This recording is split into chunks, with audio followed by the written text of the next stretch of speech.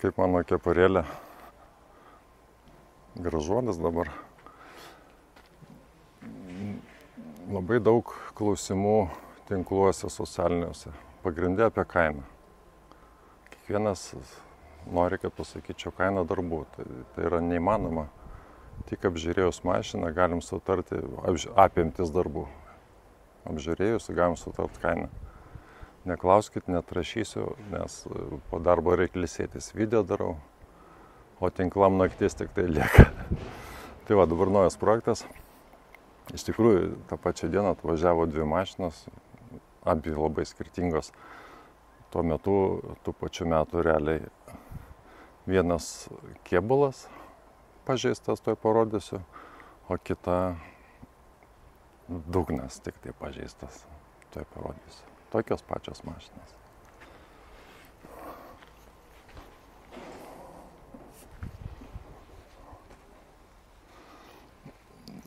Išdaužimai jau korozija, kur ant durų visur, ant slenkščių, tai nesimato dar po dažais, tai viskas irgi bus valoma. Nu va, kita mašina smėliavimo jau kaba. Čia ta pati diena, kur šnekėjau, kad dėl dugno.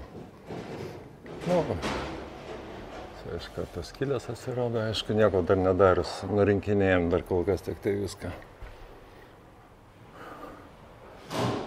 Iš karto duslintuvus pakeisim atvežė žmogus. O, kaip korozija, matai. O kėbulas, prašau, kėbulas, nu, matosi, dažytas kažkas, tai bet iš principo tai lygus. Iš principo tai lygus. 2 mašinas. Su šita mašina mano darbas baigtas. Vyksta fosfatavimo procedūra ir galės važiuoti pas dažytojus. Nu štai, šitą paruoštą antikorozijai daryti.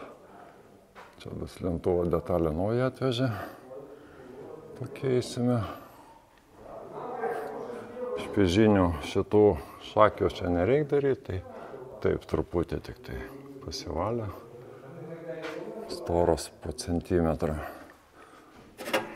Po centimetrą. Priekį irgi sakė nedaryti, bet kaip čia gali nedaryti.